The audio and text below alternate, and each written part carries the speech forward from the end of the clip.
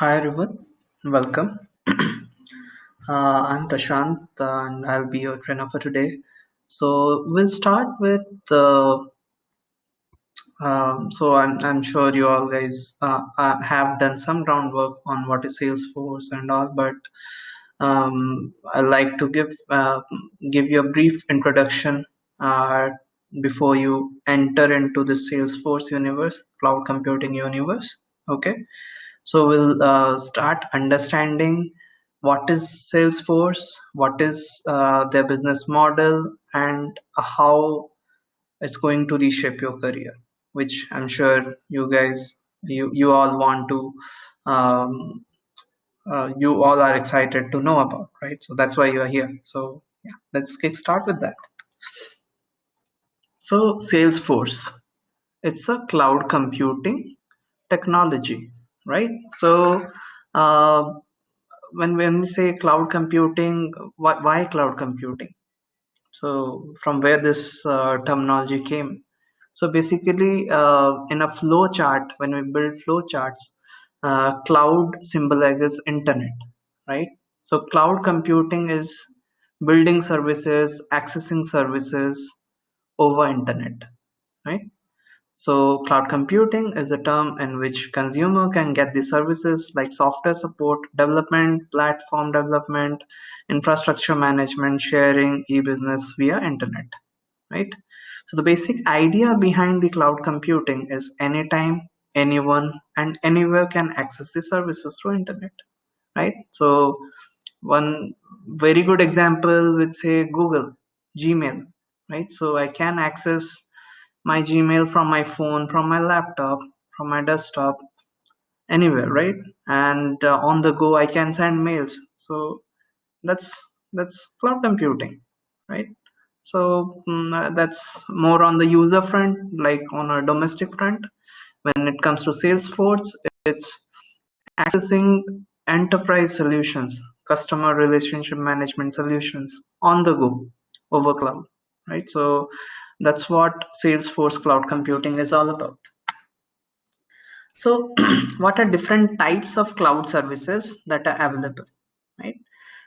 So one is software as a service. So software as services is like you are accessing services over cloud, okay, over internet. That is software as a service. So instead of like I remember in my college days, we used to install VLC media player in my desktop to play movies, right? So, but let's say tomorrow I had to go to my friend's place. I have to install in his laptop as well, right? So we have to install it again and again, and it's localized.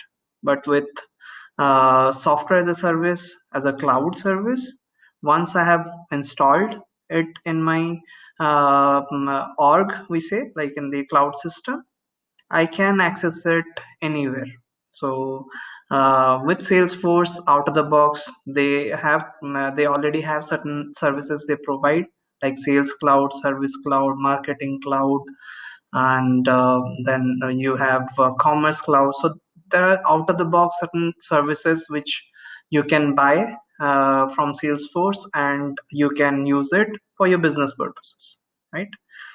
And again, Salesforce started with software as a service again, but slowly they built a platform as well. So when you are using a cloud system as a platform to develop your applications, right? That becomes platform as a service. So platform as a service means that a platform exists in the cloud, accessible to customers via internet. The functionality of platform infrastructure differs widely across platform vendors. So for Salesforce, the platform is force.com. So with force.com, we develop apps, we build apps for our clients, right? For our customers. Next is infrastructure as a service. So infrastructure as a service is kind of providing virtualization computer resources over internet. So let's say I have a demand of I want a Windows 10 machine with certain XYZ softwares installed and all. I want that infrastructure. I want to buy it over cloud. So I can go for infrastructure as a service. But yeah, Salesforce is, I mean, not into infrastructure as service. They are predominantly into SaaS and PaaS. But yeah, market leader in infrastructure as service, as per my knowledge, is Amazon Web Services. So they are doing really good there. So Salesforce CRM, what it is. So as I already said, Salesforce started with CRM as a software as a service. So Salesforce CRM application is built on Force.com platform. It can manage all the customer interactions of an organization through different media like phone calls, site, email inquiries, communities, as well as social media. Salesforce handles all the customer relationships by focusing on sales, marketing, and support processes. This is done by working with standard objects and facilitating the relationship between them. So again, Salesforce CRM is kind of sales, service cloud, and marketing cloud club together. So these are certain services that club together. When we say sales cloud, service cloud, or marketing cloud, so how do we manage all this? So sales cloud means your customer data, your customer contact information, all those things come in. So let's say you want new businesses, who are your potential leads, I mean potential customers, what kind of opportunity your customers are giving. So all those information needs to be stored, right? And where are we going to store it? So Salesforce has provided you with certain standard objects, or in database terminology we can say tables. So in Salesforce we call it as objects. So certain standard objects like accounts, contacts, leads, opportunities. For support, we have cases, knowledge. So these are certain standard objects with certain business features already available without code, which you can directly use, and that should suffice your business, right? So this is about Salesforce CRM. What is Force.com platform? As I said, it's the platform as a service feature of Salesforce. It provides you with like in-platform development features, like you can automate processes using certain features like workflows, approval process, wherein you can introduce certain approval rules and all. Similarly, certain processes, if you want to automate, like sending emails or integrations and all those things, there are certain features in Salesforce like workflows, process builders, flows. So these are certain features that help you automate. Additionally, so these features which I talked about, these are all point and click without any code. If we are looking at more custom UIs or custom complex automation processes, we can build UI, dynamic UI. We can make process more dynamic using Apex, lightning, building lightning components. So these are all the custom features as well. So Salesforce, basically, when we talk about platform, we can build applications that are more custom need for a customer, right? Apart from the out of the box SaaS features that are provided by Sales Cloud or Service Cloud. If a customer needs they have their own business process which they want to implement, they can leverage this platform to achieve that as well, right?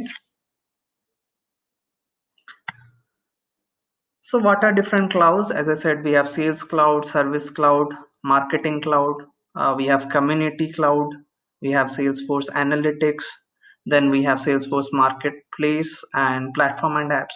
So apart from that, again, we have Commerce Cloud as well. So yeah, so it predominantly covers most of the customer related interaction related, like B2C and B2B related features.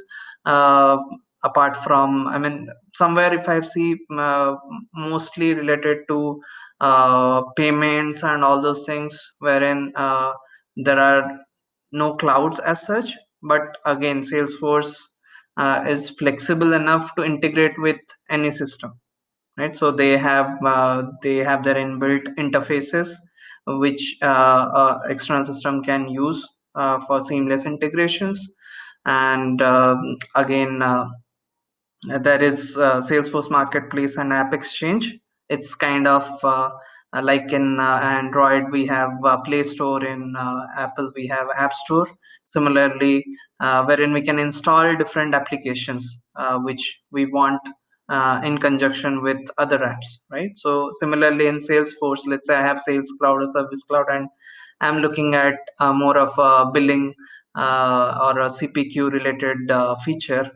So there are applications again which I can install in App Exchange, which we call it's a marketplace where different organizations who are like innovation partners or product development partners, they build products, they upload it in App Exchange, and other customers who have a similar requirement, they can install those apps, and they can use it as it is.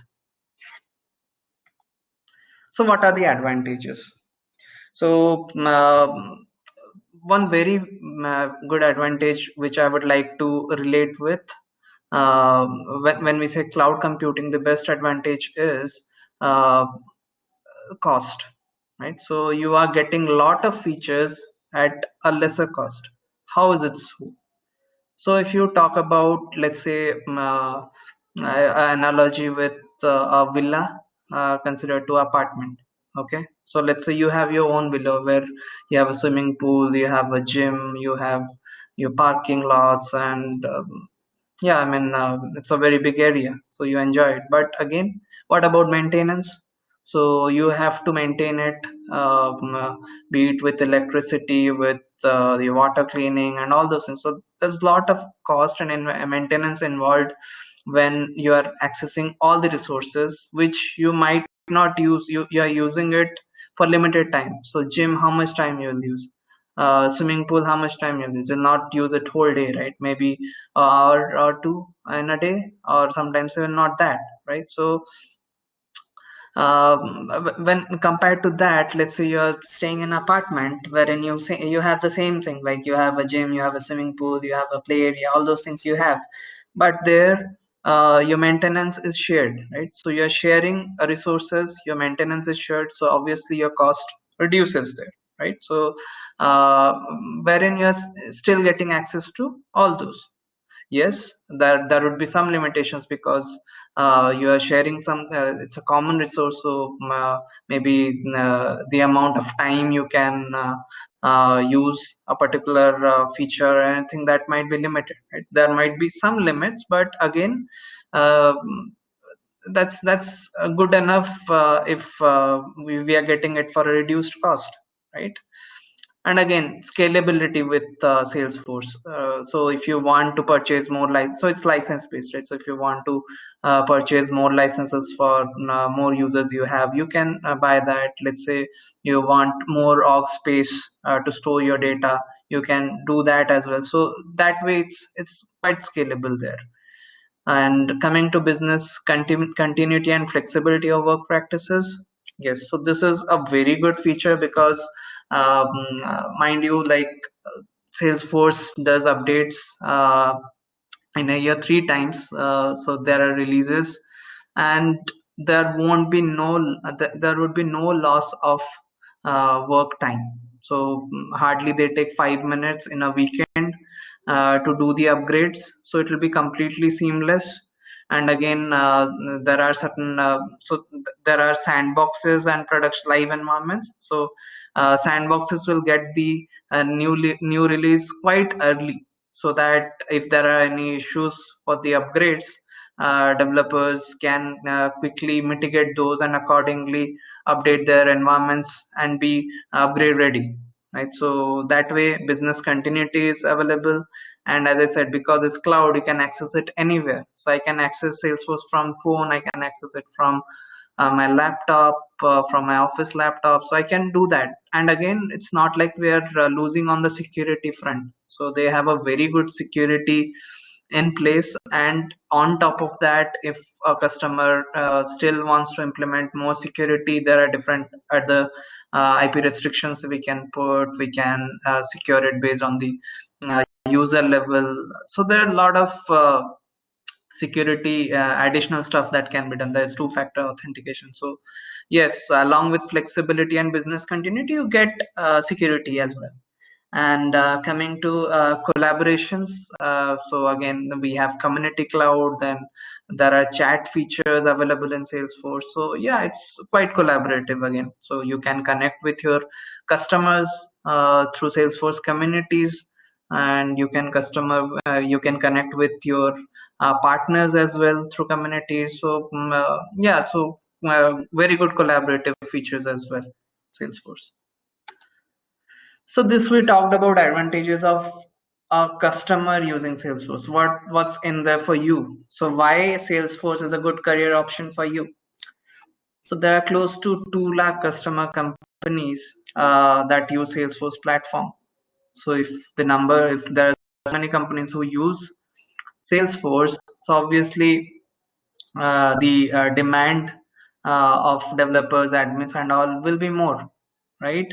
And additionally, there are a lot of Salesforce system integrators that help companies to innovate with, new building new products and all those things. So, learning wise, it's a great exposure.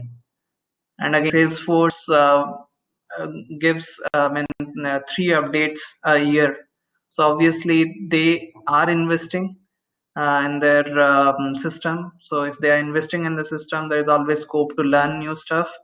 They acquire heavily. Recently, they have acquired Salesforce like a visualization tool, a high demand visualization tool like Tableau, right? And even they have acquired MuleSoft, so from as a middleware. So they keep acquiring good market. And so again, it as I said, collaboration. Even they have very good developer communities, admin communities with which we can collaborate, and a lot of meetup happen. So it's like what we can say is quite agile group of Salesforce developers and admins and architects as well. So that way it'll yes, it's challenging because it keeps upgrading yourself, so you should be upgrading yourself, but in a way we are in the safer side then, right? Because we are upgrading ourselves, so we are always market relevant. And so for sure the demand and supply is supply is less and demand is more at the moment with Salesforce. So it would be a great career option. And having said that, again, and because I'm giving a Salesforce training, it's not like I'm selling Salesforce. It's very important to be flexible, right? I mean, today, yes, there's Salesforce, and tomorrow there can be something else as well coming in, right? So as I said, let's say you are switching your technology, you have come here to switch technology. It means you are flexible, and that's how it should be. It's not like, okay, I've invested 3 months or 4 months of time in Salesforce. So after 5 years, let's say I've worked in Salesforce, I shouldn't be switching my technology. It shouldn't happen like that. If after 5 years there's something that interests you, there's something in demand, you should always give it a shot. You should always learn it, right? So um, it's something which I would certainly say at the moment it's one of the uh, good skill to have. So yes, it's a great career option to take now. So how to get started now? Okay, so we talked about Salesforce features. We talked about, yes, it's a good career option, but how I'm going to start? How I'm going to um, gather that enough knowledge to be confident enough to get into a Salesforce market and start being market level and start being productive in an organization. How it's going to happen? So Salesforce has a very good edition called Salesforce Developer Edition. Okay, so here's the link wherein you can sign up, you register, verify your account, and log into Salesforce. Right, it's as easy like logging into a Gmail, right? And then start working. So you can ask, okay, what's the cost? Well, it's written. You will not ask, but yeah, it's free. That's true. It's free for lifetime. The more, and again, you'll get upgrades. All these releases that happen, it'll happen to your developer edition as well. So it's a fully featured copy of a live environment. So I can say 90%, 95% of stuff which you do in the live environment you can do in a developer environment. Only thing is there are space constraints, which anyways will not be worried about while learning Salesforce, right? So all the features which we talked about, be it with your configuration features or with your customization features or integration features, you'll get all those stuff in this free developer edition. Now let me log in, or I'll show you how we register and how can we log in.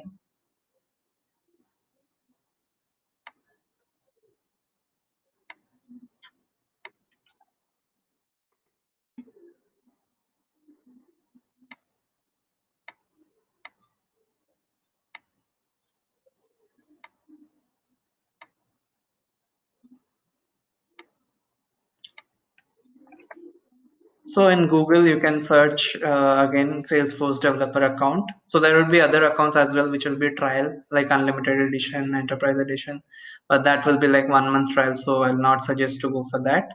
Go for a developer edition, provide your details and register. Once you're done that, you need to verify your email, and then you can just type in login.salesforce.com, and you can log in with your credentials. So you just provide your credentials and log in, right? You provide your username and password and log in. So uh, as is like that, right? So once you're done that, what would happen is you'll end up in a page like this. So this is what Salesforce looks like. So this is the Lightning UI for Salesforce. And again, there is one more UI called Classic, which you can always switch to. But Lightning is something new. It's been like 4 years, 5 years that Salesforce has introduced this Lightning UI. Prior to that, this is how the UI used to be. And with introduction of Lightning, I mean, they have enhanced the security features and the user experience basically. So yeah, so Lightning is the new buzz. So we will stick with Lightning for now, right? So you must be seeing these tabs. Okay, what are these leads, opportunities, and all. So as I said earlier, these are Salesforce standard objects that come in out of the box. So what are these standard objects? Standard objects, if I have to tell, if you like if you're aware of database terminologies, objects are nothing but tables. Okay, so if I go to accounts tab, this is account table. All these and when I click on a tab, it gives me a view, right? So these are called list views. Okay, so you can create your own list view as well.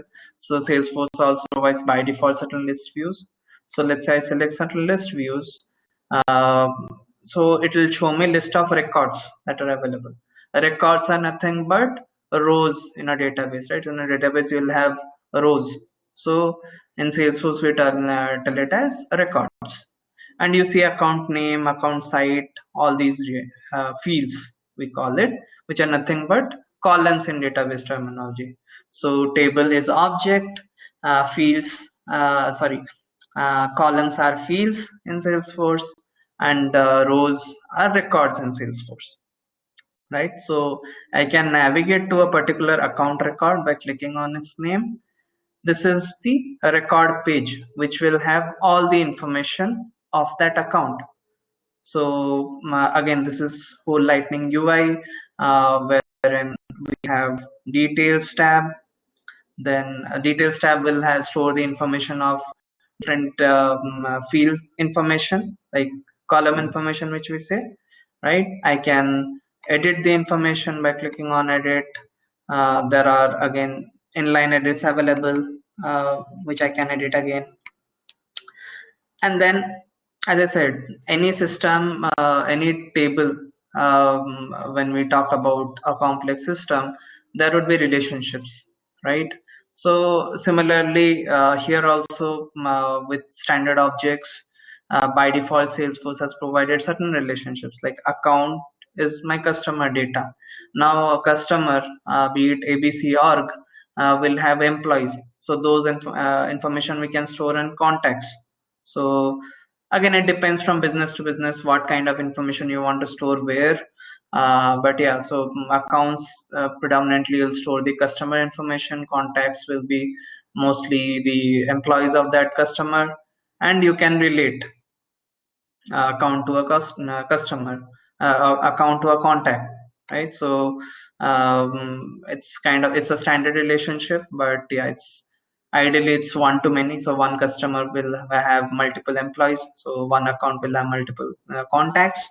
So that's there, but there are certain special features with which again we can relate a particular employee to multiple organizations as well. Like you can say a contractor, they can be part of multiple organizations, so that feature is also available.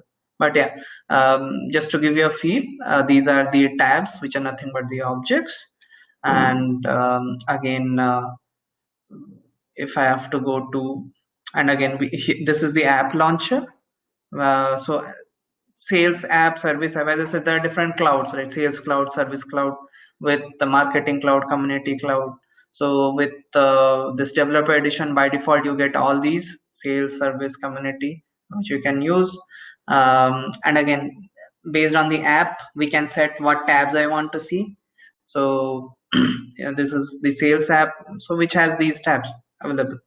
Now if I want to switch to a different app, I can just click on this. I can search for the app name, or I can click on this application directly, right? So now the tabs have changed. Now again, let's say my business wants accounts, contacts. I am storing that information.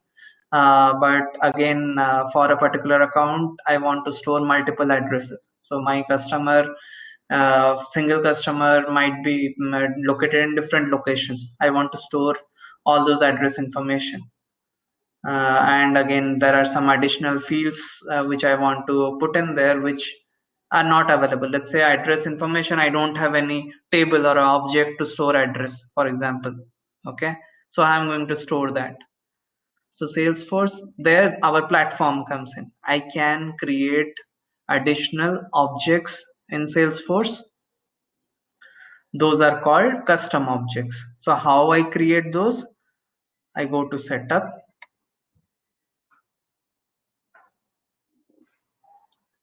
and here in the quick find, so this is the place where I start doing my customization or configuration. I can say configuration is more of point and click, customization is code uh, related activities which I would do. So how can I create an object? So I'll just type an object here,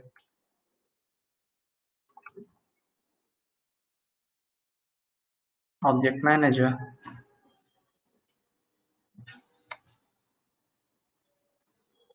This is the place where I'll have all the list of objects currently there, be it standard objects or custom objects. How do I create custom objects? Create custom object, and I need to provide the name, what kind of field it should have, all those things I'll provide, and I'll submit it.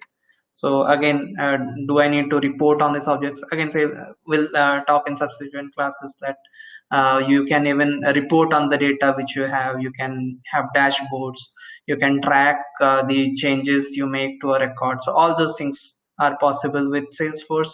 So we'll talk again about that in subsequent classes, right? So again, once I have created an object, once I go, let's say this is one of the custom objects. So the API name will start with underscore underscore C. So this is like a unique object name. So that's what we call as API name. Okay, it's a unique name. So for custom objects, it's underscore underscore C. For standard objects, it will not have this suffix, right? Then for object, you can add, for a table, you add columns. Now for object, you can add fields. So you go to fields and relationships and you add fields, right? So whatever data type you want, be it a checkbox, a formula, or a relationship, These again we'll talk about what are different types of relationships, how they help, and also the different data types are there, text, pick lists, all those things you can create, and you can start using those objects to store the data which you want for your business purpose, right? So that's how your custom objects are created. And additionally, now let's say I have created my custom objects, I want to set up some automation process, like whenever my account record is created, I want to send mail to the creator itself. So whoever has created the record, I want to send them a notification saying a account record got created or something. So how can I do that? So there are multiple process automation features that I have, like workflow. So workflows can help me, so I can write workflow rules to send emails, right? Similarly, I have for more complex processes, I can use process builders. Like when I create some records, I want to create a related record. So I have relationship between account and contact. Whenever I create an account, I want to create a contact. So I can go for a process builder. Similarly, flows are also there. Even for more complex automations beyond process builder, we go for flows. Flows help us build complex custom UIs without writing code as well. So there are flows like auto launch flows and visual flows. So auto launch flows are for backend processing automation. Visual flows are for building a rich UI without writing code. So this is about customization. Again, approval process is there for let's say I have opportunity with a particular amount, I need to approve it from my manager. So I can set up a approval process, approval rule to make sure if amount exceeds a certain limit threshold, then your manager should approve. So that let's say you want to provide a discount or anything, then again you can set up approval process to give more discount. So these are the things which you can automate again without, and all this without point and click, right?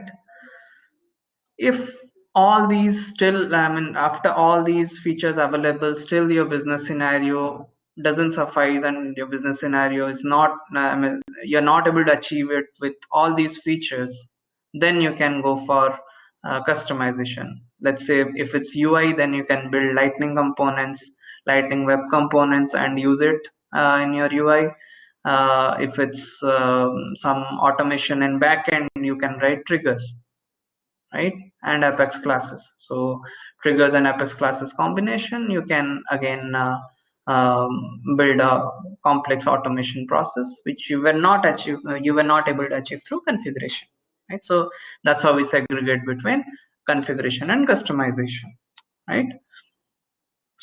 Again, let's say if I just go back to my, let's say, sales app, and open an account record.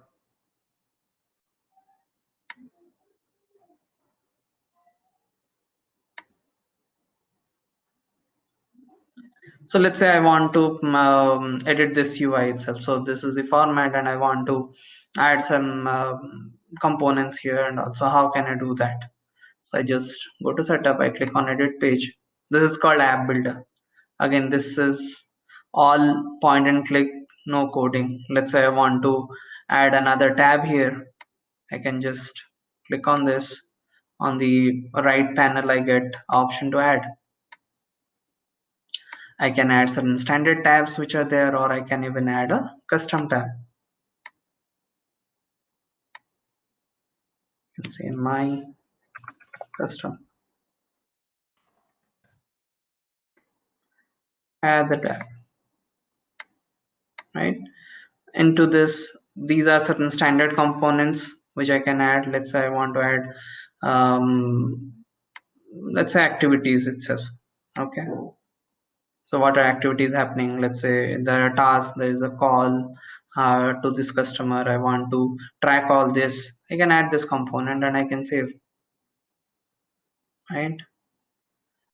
And here itself, I can add my custom components as well, which I was talking about, lightning component, lightning web components. And even let's say there are certain components available in App Exchange, I can access that as well here.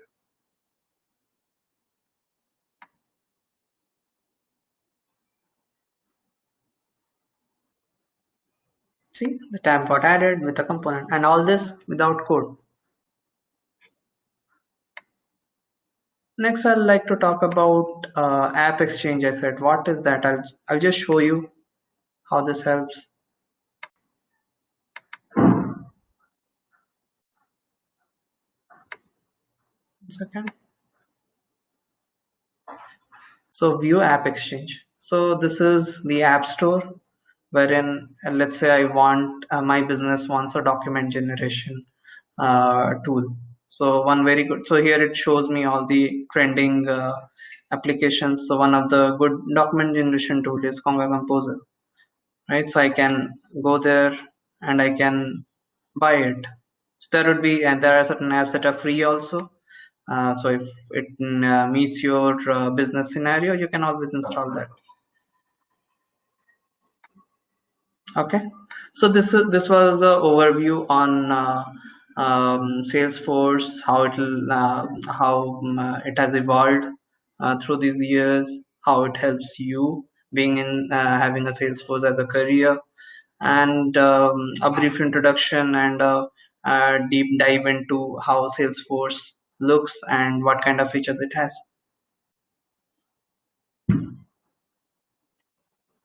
Okay, thanks everyone.